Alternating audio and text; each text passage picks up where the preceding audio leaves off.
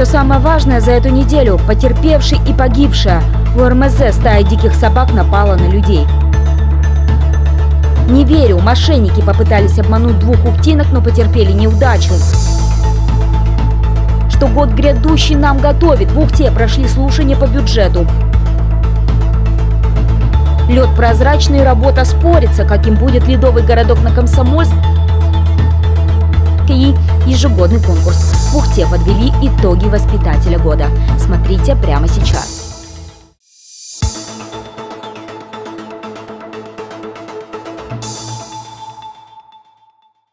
Вопиющий случай произошел в микрорайоне УРМЗ вечером 17 декабря. Стая диких собак напала на 2 людей.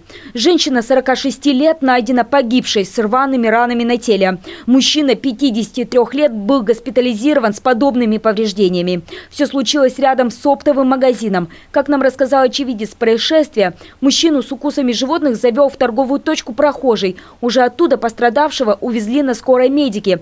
Наш собеседник в это время отгонял от тела женщины свору разъяренных собак.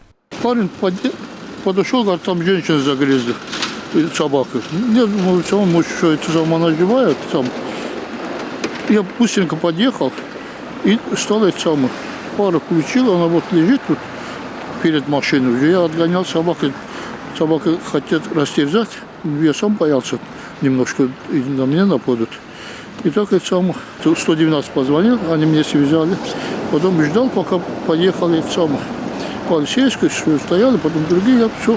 Утром 18 декабря ситуацию прокомментировали в администрации. На брифинге озвучили количество зафиксированных безнадзорных животных в муниципалитете. Их порядка 4000. За текущий год подрядчики по отлову и стерилизации собак отловили 450 особей. Только 45 из них были подвергнуты эвтаназии. 405 были стерилизованы и возвращены обратно на улицы. А все в рамках закона, причем федерального, о защите животных.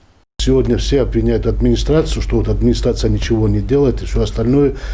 Надо понять одно, что администрация действует в рамках законодательства, которое сегодня у нас есть в Российской Федерации.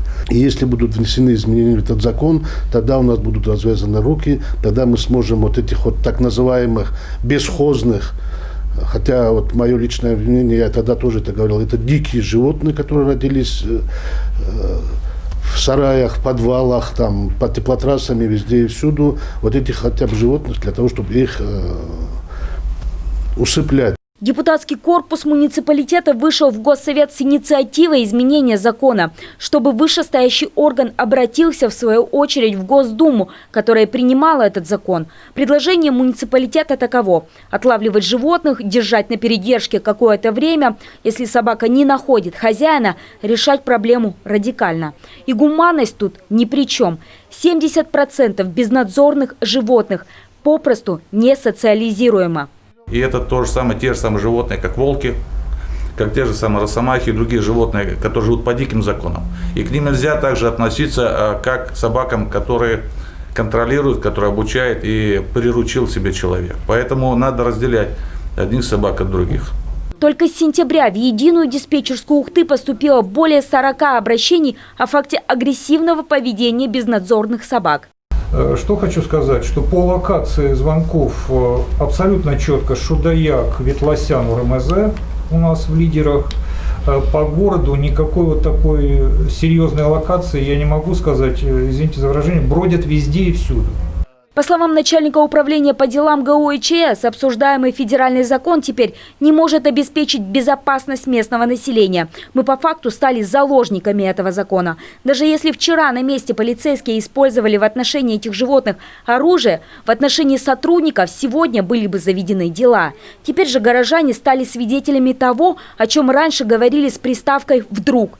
Женщина погибла. Мужчина находится в травматологии в тяжелом состоянии. Следственный комитет начал доследственную проверку по факту смерти.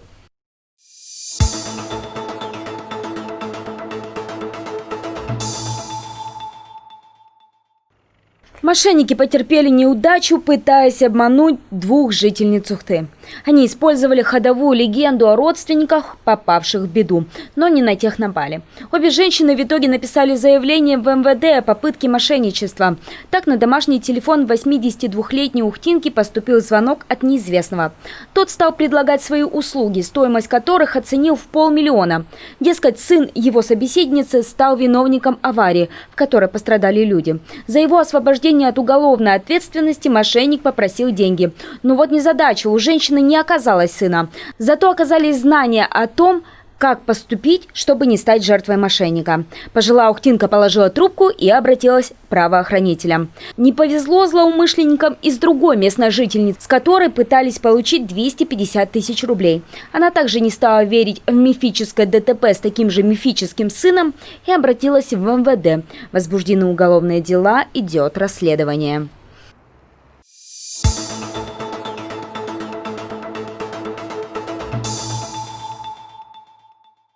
Ухтинский городской суд вынес приговор местному жителю, которого обвинили в мелком хищении и покушении на него.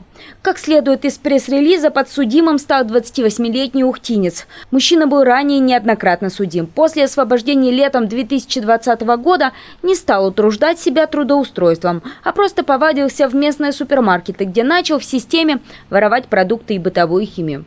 Чаще всего он выносил из магазинов сыр и копчености. В течение месяца горе-гурман совершил 5 мелких хищений.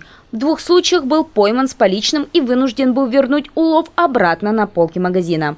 Несмотря на то, что действия виновного квалифицированы как мелкое хищение и покушение на него, в каждом случае цена унесенного не превышала 2500 рублей, новогодние праздники он встретит без сыра и копченостей. Подсудимый уже отправился в места лишения свободы.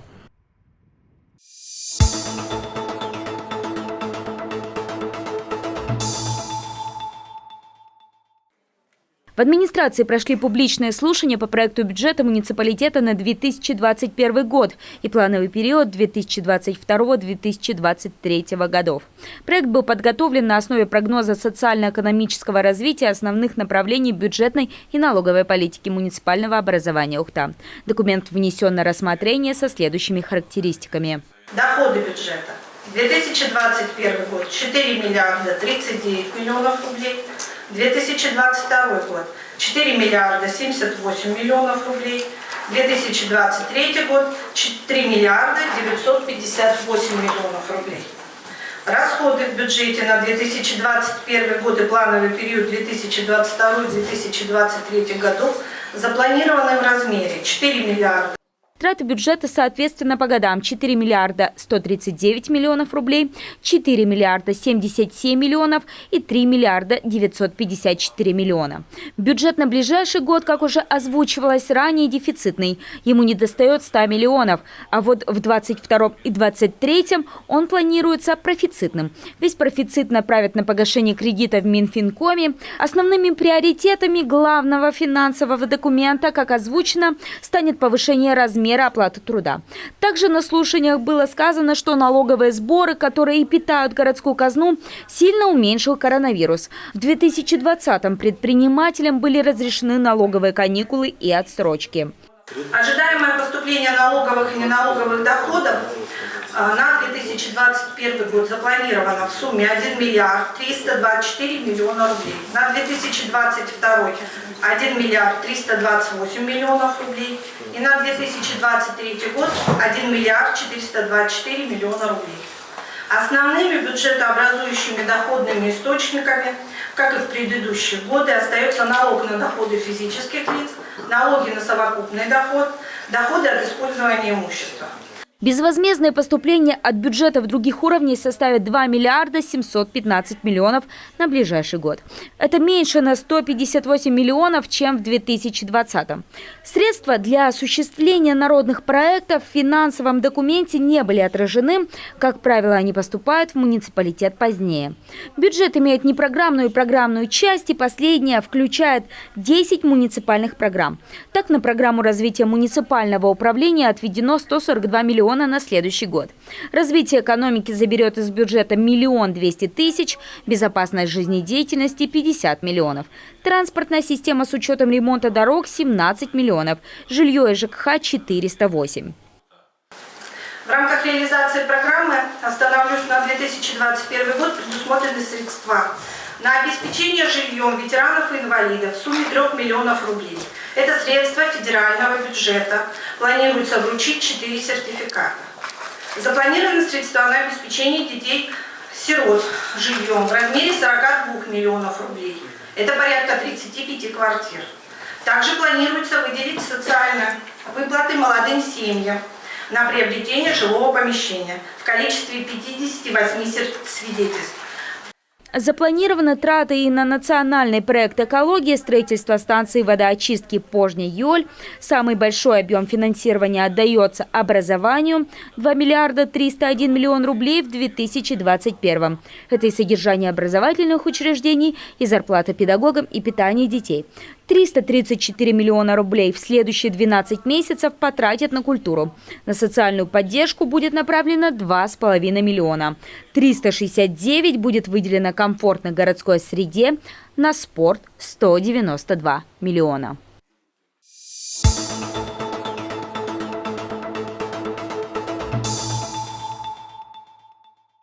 На Комсомольской площади продолжается работа по созданию ледового городка.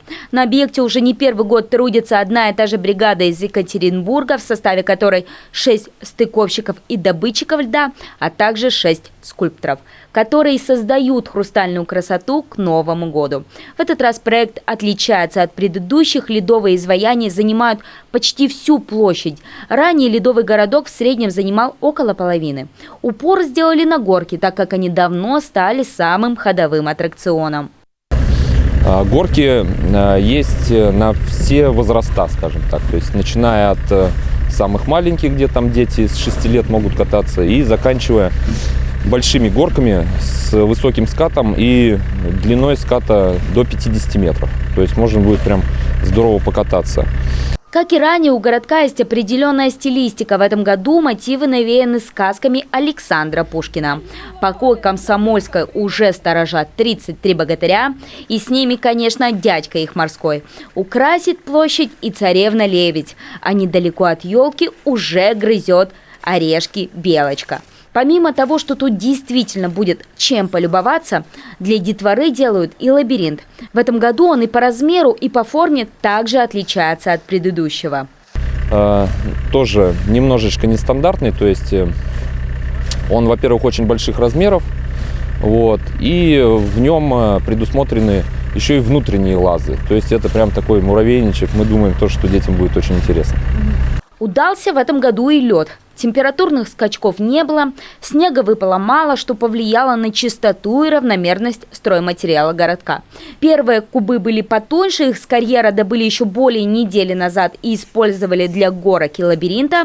А вот на скульптурные элементы материал доставили 14 декабря. Толщина этих кубов уже более 30 сантиметров. Строители отмечают, что лед в этом году шикарный и суперчистый. Оценить это горожане по достоинству смогут уже в конце недели. Именно тогда работы на Комсомольской планируют закончить.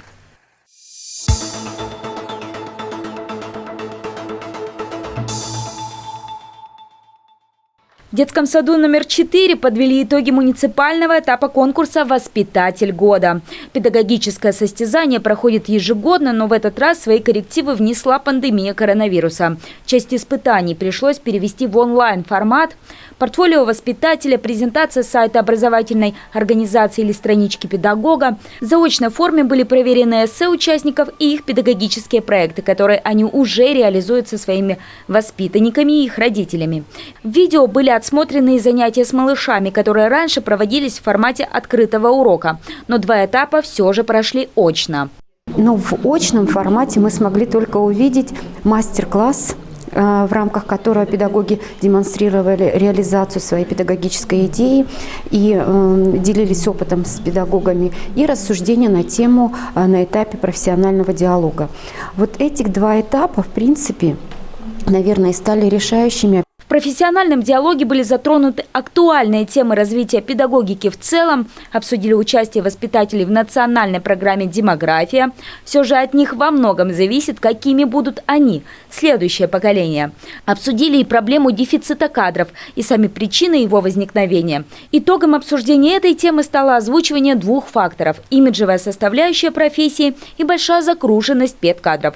Но, кажется, 6 финалисткам конкурса ни то, ни другое не важно. Они, безусловно, любят свою профессию, за что и были отмечены призами. К слову, в этом году итог конкурса стал не совсем предсказуемым.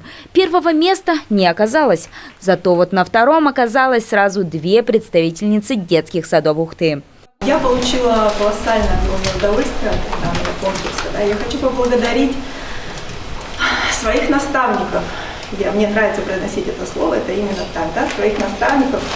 Все те люди, которые были рядом со мной в этот нелегкий для меня период. Я очень вам благодарна. Всех люблю.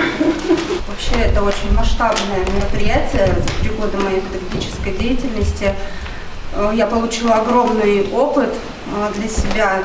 В дальнейшем буду стремиться еще к более лучшим результатам.